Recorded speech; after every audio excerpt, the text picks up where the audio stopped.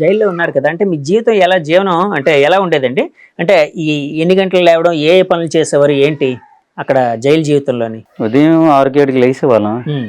లేసి ఏదో పని మరి మొక్కలు నీళ్ళేయడము, లేకపోతే నీళ్ళు మోయడము, ఒక గంట ఇక్కడ పని చేయడం, మళ్ళీ రూమ్‌కొచ్చడం, ఆ టైంకి తినడం, మళ్ళీ పెన్నుల మీద పేర్లు ఏవో పని పూసలు అల్లుకోవడం గానీ, హ్మ్. ఆ డబ్బులతోటి మేము ఒక టీలు తాగడం గానీ, ఒక డ్రింకులు తాగడం గానీ, ఆ 22 మందికి కొందరు ముసలోళ్ళున్నారు. హ్మ్. వాళ్ళకి తెలీదు పనులంటే ఇది మానాడు పెన్నుల మీద పేర్లు గట్టా చేసేవాడిని నేను. హ్మ్. నా పేరు రామారావు, ఇంగ్లీష్‌లో రామారావు అని వచ్చేస్తది. ఆర్ఏఎంఏఆర్ఏఓ అని. చేసేవారా? నేను చేసేవాడిని. ఎలా ఆ పెన్ చేసేవారు? కూడా ఉంది ఇంట్లో. ఓకే. వేరే వాళ్ళ పెన్ అంటే వేరే వాళ్ళ పేరు మీద చేసేవాడిని నేను అలా. ఆహా! ఆళ్ళు పాకిస్తాన్ ఖైదీలు వాళ్ళు కోర్టుకెళ్ళేటప్పుడు నా దగ్గరికి వచ్చి పెన్నులు చేయి రామారావు అంటే హ్మ్. చేస్తుంటాం. వాళ్ళు వస్తుంటారు. అప్పుడు వాళ్ళకు డైలీ రారు. వాళ్ళకు గంట గడియేస్తారు. గ్యాప్ వస్తుంటారు. మాట్లాడుకుని వెళ్ళి మళ్ళీ తాళాలేసేస్తుంటారు అది. మీ బ్యారక్స్ దగ్గరికొచ్చేవారా వాళ్ళు? వచ్చేవారు. ఓకే. హ్మ్. ఆ! చేసేవాళ్ళం. ఆ డబ్బులతోటి ఖర్చులకి 22 మందికి సర్ది పెట్టేవాడిని. పెన్ను చేస్తే ఎంత ఇచ్చేవారు? రూ. 100 ఇచ్చేవారు. ₹100. మన ఇండియన్ రూపీస్‌లోనా? లేదు పాకిస్తాన్ డబ్బులు. పాకిస్తానీ రూపీస్. వాళ్ళ జైల్లో ఉన్నాం. వాళ్ళ డబ్బులు అదే ఇస్తాం. అదే డబ్బులు అదే ఎవరికి? అదే. అవును. వాళ్ళు ₹100 ఇచ్చేవారు. దాంతో అంటే జైల్లో టీలు తాగేవారు, డ్రింకులు తాగేవారు అని అన్నారు కదండీ. అంటే ఇలాగా దుకాణం ఉంది, కొట్టు ఉంది అక్కడ. ఉంటదా? ఉంది. యాక్చువల్‌గా ఇది సినిమా తీయాలని చెప్పి ఆ రైటర్ మీతో ట్రావెల్ అయ్యారు ఇట్లాగని అన్నారు కదా! యాక్చువల్‌గా నాగ చైతన్య గారు ఇందులో యాక్ట్ చేస్తున్నారని మీకు ఎప్పుడు తెలిసింది? చెప్పారు. అంటే ఒక సంవత్సరం పాటు ట్రావెల్ అయ్యారు కదా! ఈ కథను హైదరాబాద్ పట్టుకెళ్ళి చెప్పారు. ఇలాగ బన్నివాసు, అల్లు అరవింద్, హ్మ్. చందిముండేటి దగ్గర మన కథ ఫిక్స్ అయింది హ్మ్. అని ఆయన చెప్పారు. ఆయన చెప్పిన తర్వాత ఓకే అయిన తర్వాత ఆ తర్వాత మన రైటర్ నీకు సర్ప్రైజ్ అనేవాడు రైటర్. ఆహా! అంటే ఏదనుకోనా నేను ఇలాగ అనుకోలేదు. నీకు మంచిగా జరుగుతుంది సర్ప్రైజ్ అంటే సడన్గా ఇదే టైం హ్మ్. కాల్ చేశారు. నాగ చైతన్య, చంద్రముండేటి అందరూ మీ ఇంటికి వస్తుండ్రు అంటే అదే మన ఏం తింటామో మనం ఎలా మాట్లాడతాం అన్నీ కనుక్కోవడానికి అంటే సర్లే రమ్మని చెప్పారు. అంటే ముందుగుండి చెప్తే పబ్లిక్ కంట్రోల్ చేయలేము, అందుకని సడలని చెప్పాను. అందుకే మీకు సర్ప్రైజ్ ఎంత ముందు అన్నాము అనేవారు. ఎలా చెప్పారు అలాగే వచ్చారు. ఉదయం 9:10 లోపు వచ్చారు. ఇలాగ నాగ చైతన్య గారు వీళ్ళు వస్తున్నారని చెప్పారు కదా! రైటర్ చెప్పినప్పుడు మీ ఫీలింగ్ ఎలా ఉంది? చాలా హ్యాపీ అనిపించింది. ఆ! వస్తారని చెప్పడం మొత్తం మన పంచాయతీ మొత్తం తెలియజేశాను. వీడియో ద్వారా గ్రూపులు పెట్టేసి మీరు వీడియో చేసి పెట్టారా? చెప్పకపోతే బాగోదు కదా, తెలియజేయాలి కదా. సడన్గా వస్తే మాకు ఎవరికి చెప్పలేదు రామారావు అంటారు కదా. మనం నలుగురిలో తిరిగిన కుర్రవాళ్ళు ఉన్నట్టు ఫ్రెండ్స్ ఉంటారు, అందరూ ఉంటారు, ఇబ్బంది కదా. అప్పుడు వీడియో చేసి గ్రూపులు పెట్టి తెలియజేస్తున్నా అంటే మా పంచాయతీ వరకు. ఆ రోజు వాళ్ళు కారులో వచ్చి ఉంటారు కదా, కారులోనా బస్సులోనా ఎలా వచ్చారు? అంటే కాదు స్పెషల్ కారు పెద్ద దీనిలో ఉంటారు కదా, పెద్ద కార్వాన్స్ లో వచ్చారు. కార్వాన్స్ లో వచ్చారు. ఓకే. కార్వాన్స్ లో వచ్చినప్పుడు జనం అందరూ ఫుల్ మూగిపోయారు ఇక్కడ. వచ్చారు అప్పటికప్పుడు కదా, ముందు చెప్పలేదు కదా మేము. సడన్ గా వచ్చారు కనుక తర్వాత రాగరాగా ఎక్కువ జనాలు అయిపోయారు. ఓకే. అంటే నాగ చైతన్య గారు అంటే ఫస్ట్ టైం మిమ్మల్ని చూడగానే ఏమని ఆయన పలకరించారు, ఏం అడిగారు మిమ్మల్ని? అలా హాయ్ బాగున్నారా అని పలకరించారు. బాగున్నాము అంతే, మీరు ఎంత కష్టపడ్డారు, వెళ్తాంటారా, ఇలా ఉంటారా, అదే ఇది అని. అయితే మీ కథని మేము సినిమా తీయబోతున్నాం, మీ పర్మిషన్ మాకు కావాలని నన్ను అడిగారు. పారితోషికం లాగా ఏమైనా ఇచ్చారా? ఇచ్చారు. ఒక మనిషి ఇచ్చారు. 22 మందికి మనిషి ఇచ్చారు. సరే, ఇప్పుడు తండేలు అంటే ఏంటండి మామూలుగా? తండేలు అంటే గుజరాత్లో అదే వేరే వాళ్ళు బోటు నడిపిన వారికి తండేలు అంటారు. ఓకే. బోట్ డ్రైవర్ ని తండేలు అంటారు. గుజరాతీలో అంటారండి, అది గుజరాతీ పదమా? గుజరాతీ, హిందీ అంటే తండేలు అంటారు. అక్కడ ఓనర్లు అక్కడ తండేలు అంటారు. తండేలు అంటే బోట్ను నడిపేవాడు, నడిపేవాడికి తండేలు అంటారు. అదే మెయిన్ కదా. అదే మెయిన్. బోట్ నడిపేవాడు ప్రాపర్ గా ఉంటేనే వాళ్ళు క్షేమంగా చేరుకోగలుగుతారు. బాధ్యత మొత్తం తండేలదే బాధ్యత.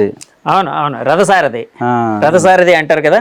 ఇప్పుడు నేను కూర్చున్నా అంటే మిమ్మల్ని ఇంటర్వ్యూ చేస్తున్న ఇల్లు ఏదైతే ఉందో ఇక్కడికే వచ్చారు కదండి వాళ్ళు. ఇక్కడికి వచ్చి సో ఇక్కడే భోజనం చేశారని విన్నాను. ఇక్కడే భోజనం చేశారు. ఏంటండి ఇప్పుడు చేపలు ఏమైనా స్పెషల్ గా అంటే నాగ చైతన్య చెప్పారంట, రొయ్యల కూర, పీతలు అంటే మీరు ఏది వండుకుంటే అది. చికెన్ సార్ అంటే ములమాకులు వేసేస్తారు, చికెన్ చింతపండు సార్ అంటారు కదా, మొత్తం వండేసి పెట్టండి. వాళ్ళు అయితే వట్టల నిండి అయితే తేవద్దు, వాళ్ళ ఇంటి దగ్గర ఏదైతే వండుకుంటారో అలాగ పెట్టమని తింది అందరం కలిసి భోజనం చేసి ముందే చెప్పారంట హీరో. అదంతా రెడీ చేసి వచ్చాడు. ఇక్కడ పైన టెంట్ వేసాం, పైన తిన్నా టేబుల్ మీద. టేబుల్స్ అవన్నీ తీసుకొని వచ్చారా?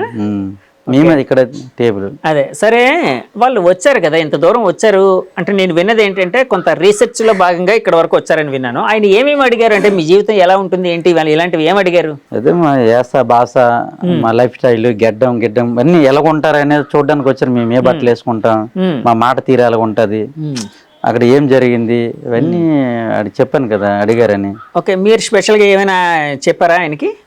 చెప్పలేదు. అదే మా కథను సినిమా తీస్తాను ఆనందంలో ఉన్నాం. పైగా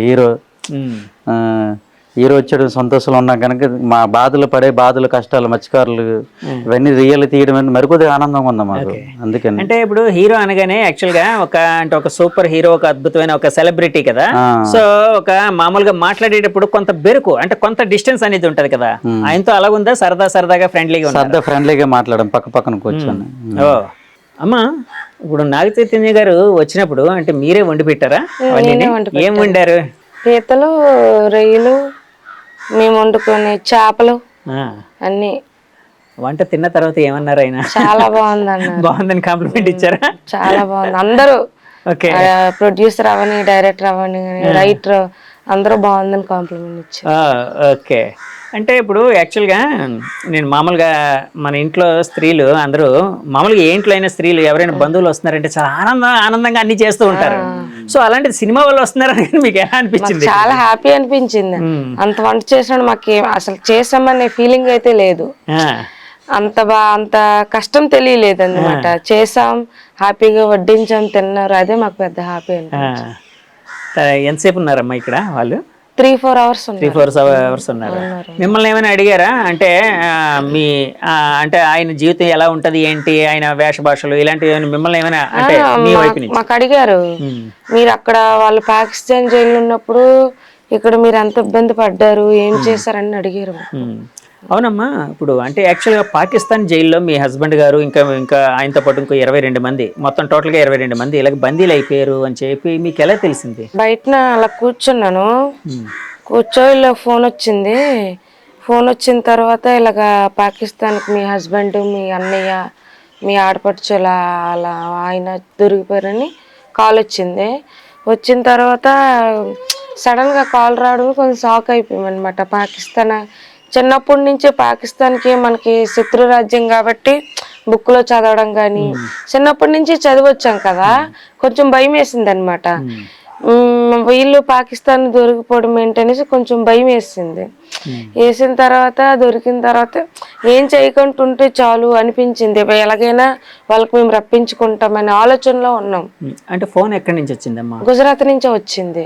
వీళ్ళు తీసుకెళ్ళి ఒక బోట్ అన్ని కలర్ చూసింది అనమాట. వీళ్ళు తీసుకెళ్ళడం వేరే వాళ్ళు చూసారు. వాళ్ళు వచ్చి మాకు చెప్పారు. వాళ్ళు మీ నెంబర్లు అన్ని తెలుసుకొని ఫోన్ చేశారు. వాళ్ళు మా సైడ్ కదా, మా మత్స్యకారులే, ఆంధ్ర వాళ్ళే. మళ్ళీ తర్వాత ఆ రోజు తెలిసింది వీళ్ళు దొరికిపోయిన రోజు తెలిసింది. వీళ్ళు ఎలాగున్నారని 2 months తర్వాత లెటర్ రాశారు.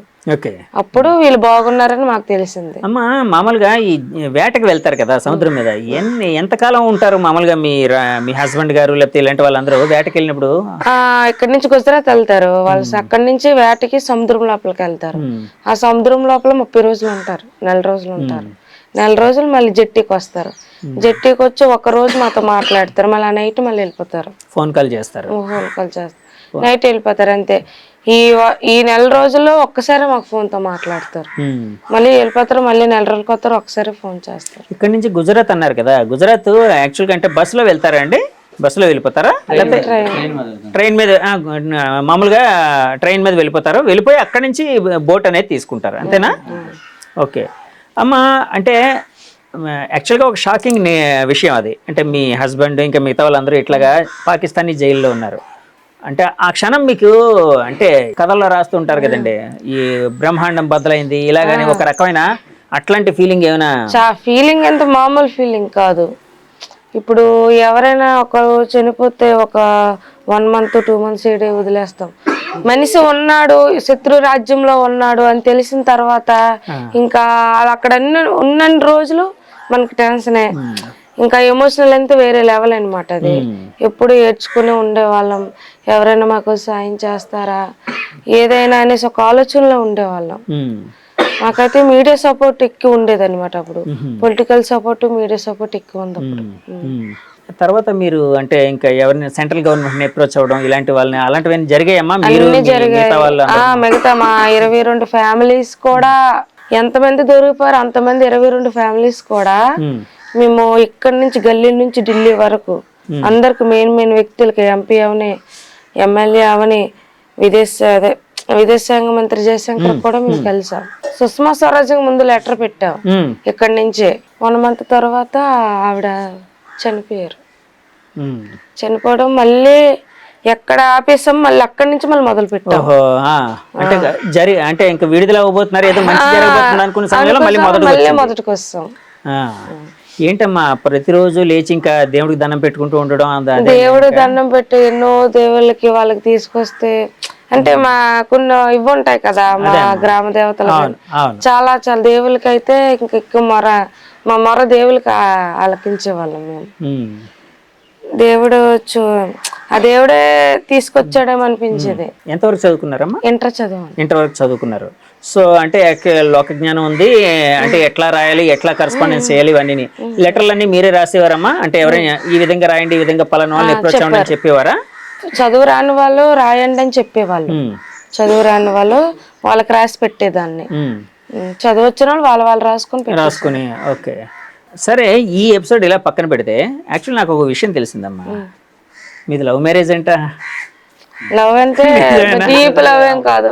కాలేజీకి వెళ్ళేవారు, చూసాం, ఇష్టపడ్డాం, అలాగా కంటిన్యూ అయ్యాయి. తర్వాత అంటే వాళ్ళ అమ్మ నాన్న కాడికి తెస్తామన్నారు, అలా దీనికి పెళ్లి చేసుకుంటాం. బంధువులు అవుతారా? బంధువులేడు కాదు, లవ్. ఓకే ఓకే, అంటే మీ మీద నమ్మకంతో ఆవిడ యాక్సెప్ట్ చేశారు అంతే. అంటే మీకు ఇంత పేరు రాబోతుందని ఆవిడకి ఆ రోజు తెలుసు. కాలేజీకి వెళ్ళేవారని చెప్పారు కదా, అంటే వెనకాతల ఆవిడతో పాటు బైక్ వేసుకుని వెళ్ళడం, సైకిల్ వేసుకుని వెళ్ళడం ఇలాంటివి ఏం జరిగేది కదా? కాలేజ్ ఎన్ని గంటలకు విడిచిపెడతారు ఏంటన్నది మనకు తెలుసు కదా, ఎన్ని గంటలకు వెళ్తారు, ఎన్ని గంటలకు వస్తారు మనకు తెలుసు కదా, ఏదో విడిచిపెట్టిన టైంకి. అలా ఎవరు చెప్పారు? మీరు ప్రపోజ్ చేశారా, ఆవిడ ప్రపోజ్ చేశారా? కాలేజీకి వెళ్ళాం ఫ్రెండ్స్ తో, మేము ఒక 7 members ఫ్రెండ్స్ సైకిల్ మీద కాలేజీకి వెళ్ళే వాళ్ళం. ఎప్పుడో ఒక దగ్గర మేమందరం గ్రూప్ లో ఉన్నప్పుడు చూసారట, అంతే. అప్పుడు చూసి ఇష్టపడ్డారు. మా అమ్మ నాన్నకి వచ్చి ఇలాగా చేసుకుంటానంటే మా అమ్మ నాన్న ఆయన మిమ్మల్ని చూస్తున్నారని మీరు కనిపెట్టారు లేదా? లేదు, కనిపెట్టలేదా? అంటే మీ అమ్మగారి దగ్గరికి వచ్చి మీ తల్లిదండ్రుల దగ్గరికి వచ్చి ఆయన అడిగినప్పుడు తెలిసిందా? చూసిన తర్వాత అడిగారట. ఎంత స్టోరీ ఉందని తెలిసిందా అప్పుడు మీకు? అప్పుడు తెలిసింది. అంటే కాలేజీలో ఎంత స్టోరీ జరిగింది నా వెనకాల. Okay okay okay. సో వెంటనే మ్యారేజ్ అయిపోయిందమ్మా? వెంటనే మ్యారేజ్ అయిపోయింది. ఇంట్లో వాళ్ళు లవ్ అనలేదు, అరేంజ్డ్ మ్యారేజ్ అనుకుంటుంది. Love come arranged. అంటే అప్పుడు మరి ఇద్దరు కలిసి సినిమాకి వెళ్ళడం అలాంటివి ఏం లేదు. దగ్గర అంటే చూసి తర్వాత కొన్ని రోజులు అయిన తర్వాత లేదు, అతను చూసారు, రోడ్డు మీద చూసారు, ఇష్టపడ్డాను అన్నారు. అంటే అతను అనుకున్నారట పలానా అమ్మాయిని తెలుసుకొని వాళ్ళకి వచ్చి ఆడడం అంతవరకే. ఆ సినిమాలకు కానీ ఇలాంటివి ఏమైతే. మీదే ఊరమ్మా? ఈ ఊరేనా? ఈ పక్కూరు, పక్కూరు. అది కలిసి ఉన్నాయి, డిమచ్చలేసం అండ్ కేమచ్చలేసం. సరే అమ్మా, యాక్చువల్గా మళ్ళీ ఫ్లాష్ బ్యాక్ ఎపిసోడ్కి వెళ్తే, అంటే ఆయన జైలు నుంచి రిలీజ్ అవుతున్నారని మీకు ఎప్పుడు తెలిసింది? రిలీజ్ అవుతున్నారంటే చెప్పాను కదా జయశంకర్ గారు కలిసామని. అతను ఏమన్నారంటే పుల్వామా దాడి తర్వాత మాకు 3 months లెటర్స్ ఆగిపోయాయి. ఓకే, 3 months లెటర్స్ అయిపోయి ఇంకా మాకు భయం ఎక్కువైపోయింది. భయం ఎక్కువైపోయి ఏంటంటే ఇంక మనం ఇక్కడ ఉండొద్దు, ఢిల్లీ వెళ్ళిపోద్దాం అనేసి 22 ఫ్యామిలీస్ మాట్లాడుకొని వెళ్ళిపోయాం ఢిల్లీ. ఢిల్లీ వెళ్ళారా? ఢిల్లీ వెళ్ళాం. ఢిల్లీ వెళ్ళిన తర్వాత విదేశాంగ మంత్రికి కలిసాం పార్లమెంట్ లో కలిసిన తర్వాత అతను ఇక్కడున్న ఒక అమ్మాయి, ఇంగ్లీష్ తెలిసిన అమ్మాయి మాట్లాడి చెప్పింది అనమాట. ఇక్కడున్న సర్పంచ్ వాళ్ళ అమ్మాయి మాట్లాడి చెప్పింది.